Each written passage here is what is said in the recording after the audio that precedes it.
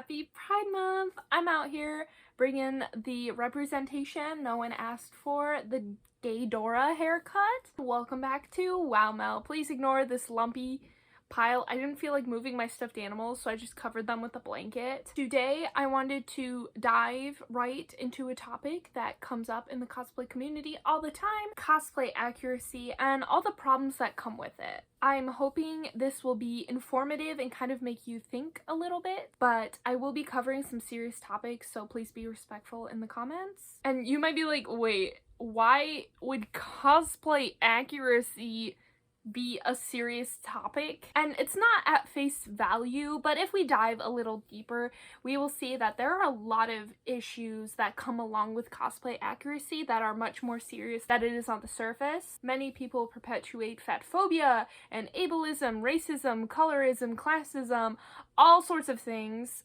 in the name of accuracy. But I'm getting ahead of myself. You might be wondering, what is cosplay accuracy? I mean, it basically is what it sounds like. It is when you attempt to make your cosplay look as accurate, and sometimes people will say as canon as possible. So, for example, let's take Hatsune Miku. She has a lot of outfits, but I'll just be using one of her like standard outfits. If you care a lot about cosplay accuracy, on Miku, you might make sure the color of the hair is exactly right, and it is the exact right length. You have every single pleat in the skirt that she has, every button, every zipper, the little number on her arm in the perfect spot, your nails painted to match hers. You get the picture. And it's not all or nothing. Usually there's a spectrum of how much people care about being accurate. A lot of people fall in the middle of the road where as long as it generally is the costume, they're chill with it, but like it can be missing some of the finer details. And on the surface, anywhere you fall on that spectrum is fine. It's fine if you're in the middle of the road. It's fine if you don't care about accuracy like at all. If you enjoy seeing or creating accurate cosplays for yourself, then I think that's fine, as long as you don't project those expectations onto other people. Because some people like to be resourceful and creative with their cosplays, and some people like to challenge themselves to make it as accurate as possible, and both ways are valid ways to cosplay. I also know that sometimes cosplay contests like judge people on the accuracy of the cosplays, and I can't really speak to that one way or another because I don't make my cosplays. I'm not like in the cosplay contest scene, so I won't really be speaking about that today, although I'm sure these issues also apply to cosplay contests. The problem is mainly when these two things happen. Could be one, could be both. One is when people expect and project their preference for accurate cosplays onto other people, and the second is when people expect people's bodies to be accurate and not just the cosplay itself. This leads us to a whole slew of awful yet disturbingly common comments and attitudes towards cosplayers. Just as a warning, this next portion will be talking about classism, body image and fat phobia, gender dysphoria, transphobia, colorism, racism, ableism, and touching on a bunch of bigotry.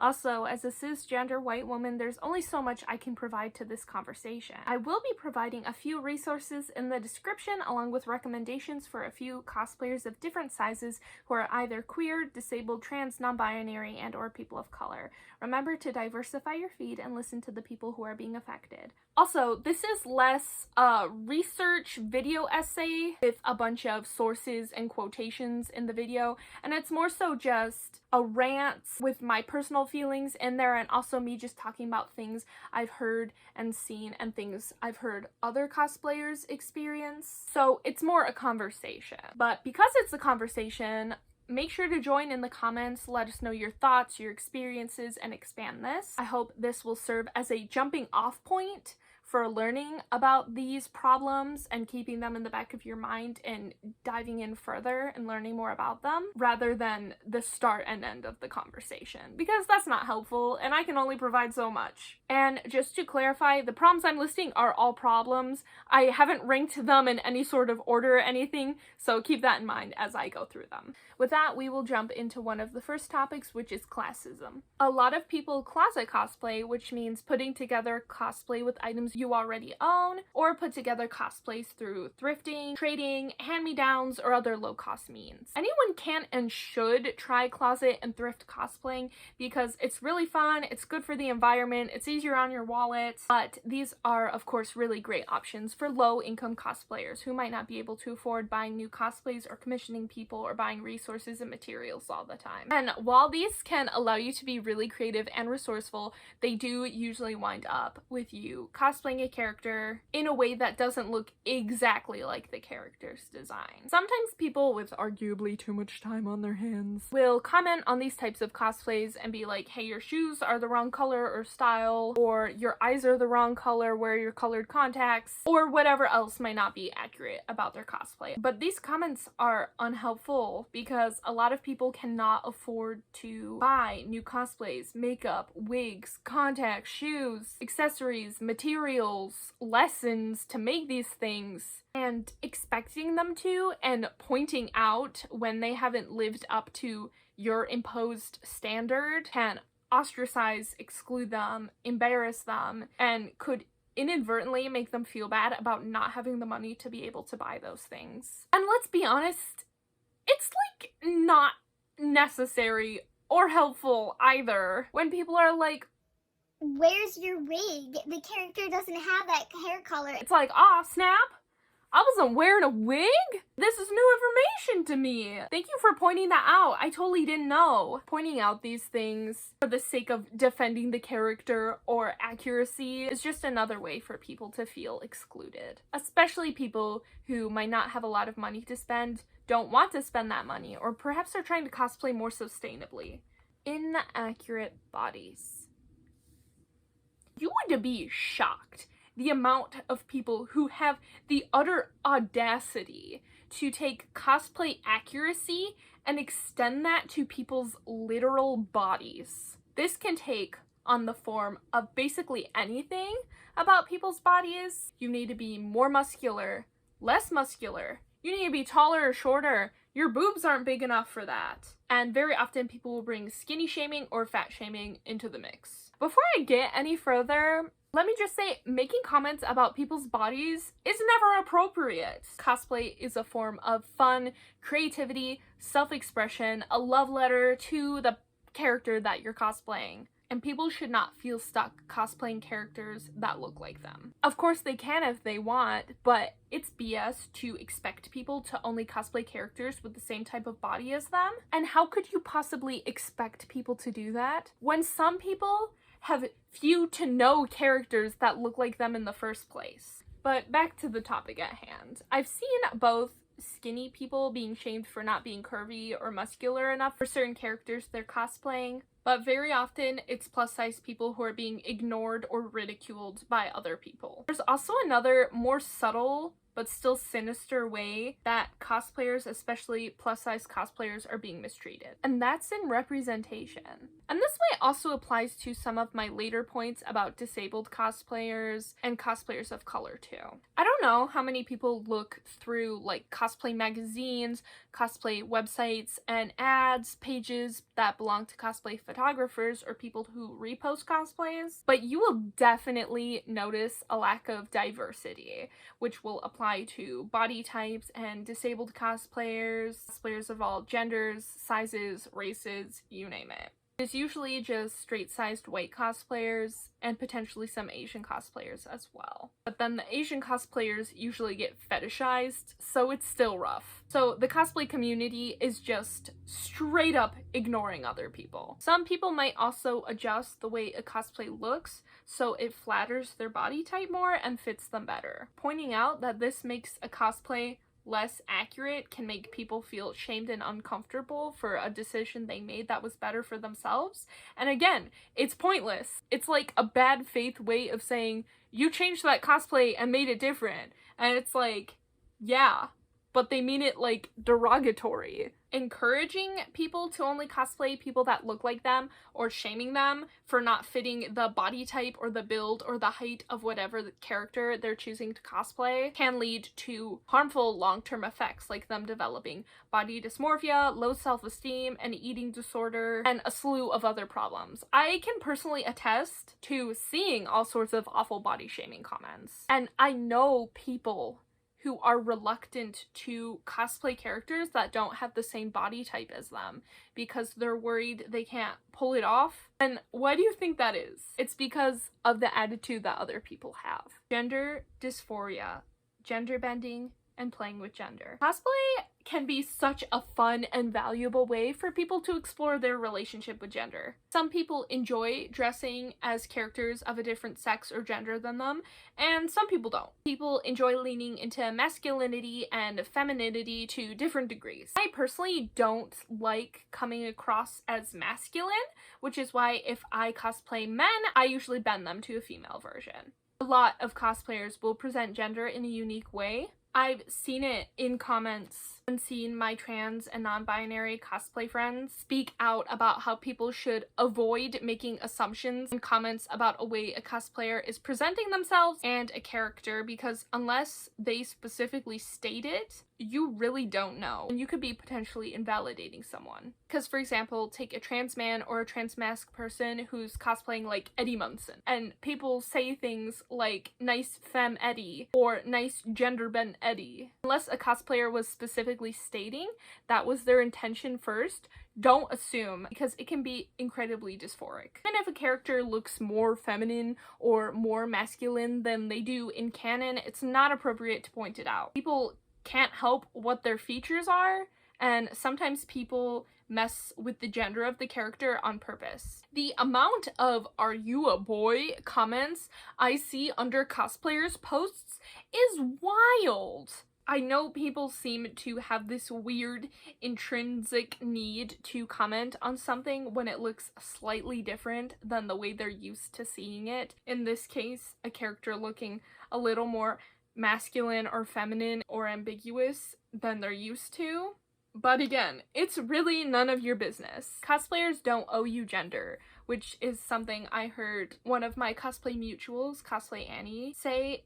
I'll be linking some of their stuff below because they talk about their relationship with cosplay and gender, and it's been really valuable to learn from them. Let cosplayers enjoy playing with gender and presenting in different ways, whether it's accurate or not. Colorism, racism, and imbuing culture into cosplays. Racism and colorism is rampant in the cosplay community, but a lot of times people make racist comments in the name of so-called, you guessed it, so-called accuracy. For example, people of color will often receive backlash for not cosplaying a character that's their same race, and even people who think they're well-meaning will still say something like, nice black you're. But what's interesting about this is that 60 to 70% of the cosplays I do are Asian characters, and not once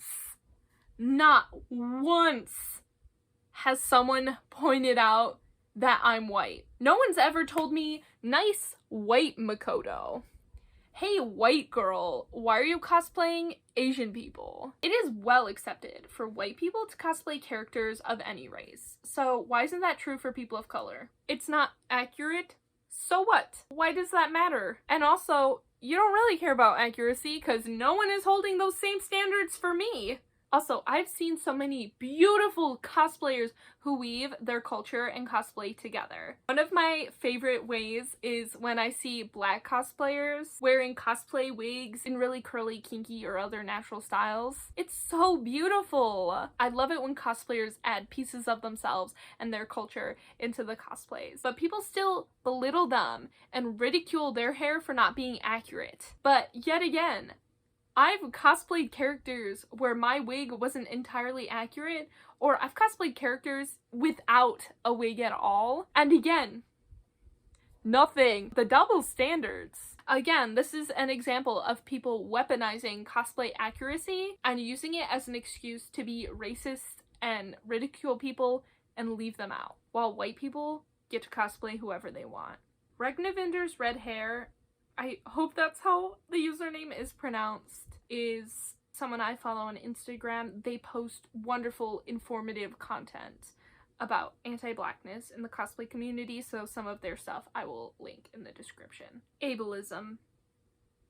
The cosplay community is incredibly ableist. Again, people weaponize cosplay accuracy. The disabled cosplayers I follow that are in wheelchairs or use canes or other mobility aids often say that people point out that the characters they're cosplaying aren't disabled, or continually remind them to cosplay other characters that are disabled. I don't know how to tell you this, but recommending to disabled cosplayers that they can only cosplay disabled characters is ableist. And they also say that sometimes they receive comments that are like, insert character here after a battle, or something similar, which is wildly rude and inappropriate, and seems like a weird effort for them to make the cosplay feel more accurate, to rationalize what happened to that character, as if seeing a disabled cosplayer automatically needs some explanation alongside it. They can't just be.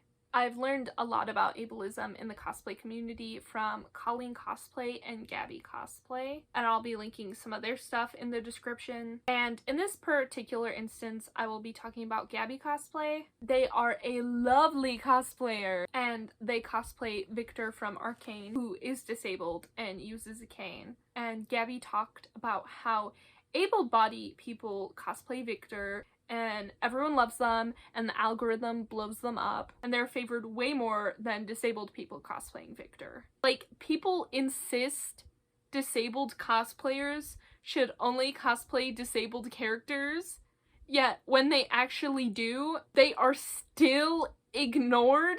Interesting. Also, some people want or need to change pieces of a cosplay to make it more comfortable. Some people have sensory issues and certain fabrics might irritate them, even if they look more accurate. Or some people might change designs so they're a lot more wearable for longer periods of time, or they won't get caught on the wheels of their wheelchair or drag on the floor while they're sitting, or anything else that they might need to adjust to make the cosplay more comfortable and wearable. Commenting needlessly on someone's decision to change something about their cosplay could mean putting someone on the spot about a decision they made for their comfort and health. I want to round this out by saying there are a million reasons why pointing out someone's inaccuracy can be rude and problematic, and most of this malice is targeted towards minorities. People might change around or use alternative methods of cosplaying for a bunch of different reasons, and sometimes people just want to. Sometimes it's fun to be inaccurate, to add your own style, your personality, use resources you already have to make it more comfortable,